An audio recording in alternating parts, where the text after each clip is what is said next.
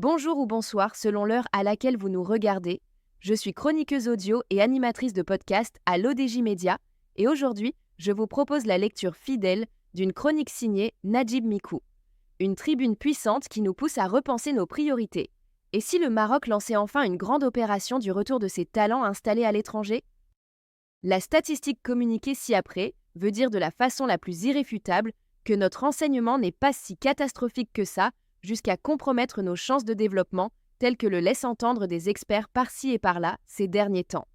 L'école polytechnique n'est qu'une infime réalité par rapport à ce qu'on a comme lauréat partout dans les institutions d'enseignement les plus prestigieuses au monde. L'auteur rectifie d'entrée un jugement répandu. Notre système éducatif n'a rien d'irrémédiable. Il était même à l'origine de brillantes réussites mondiales. Si le Maroc arrive à convaincre ses compétences installées à l'étranger de rentrer au pays, nous gagnerons 50 ans de développement.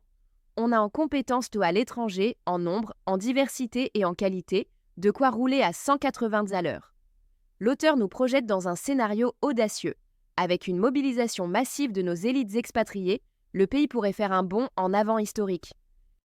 Si messieurs Lakjaha et Regragui ont convaincu des Marocains à l'étranger de jouer pour leur pays et contribuer significativement à toutes ces grandes gloires actuelles, c'est que ce n'est pas exclu de le faire avec nos lumières installées à l'étranger. Il faut qu'on s'investisse pour une campagne du grand retour que doivent mener notre gouvernement et nos opérateurs économiques, moyennant des intéressements très alléchants qui coûteront dans tous les cas beaucoup moins cher que ce qu'on dépense ici et là ou ce qu'on perd en création de nouvelles richesses.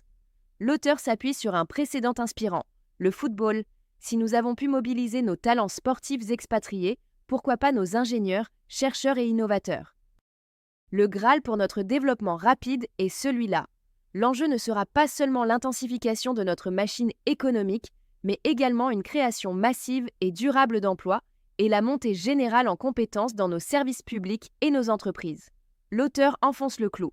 Rapatrier les compétences, c'est nourrir durablement notre tissu économique et faire monter le niveau général du pays.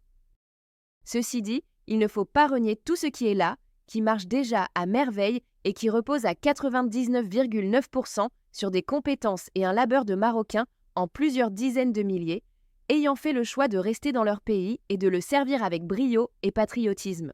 L'auteur nuance enfin avec respect, le Maroc compte déjà des milliers de talents restés au pays qui le font avancer chaque jour avec engagement. Merci de votre attention. Vous venez d'écouter une chronique de Najib Mikou, lue intégralement et sans modification par mes soins, avec le souci constant de respecter chaque mot de l'auteur. Restez connectés à l'ODJ Média, car la prochaine chronique vous donnera encore matière à réfléchir sur notre avenir commun.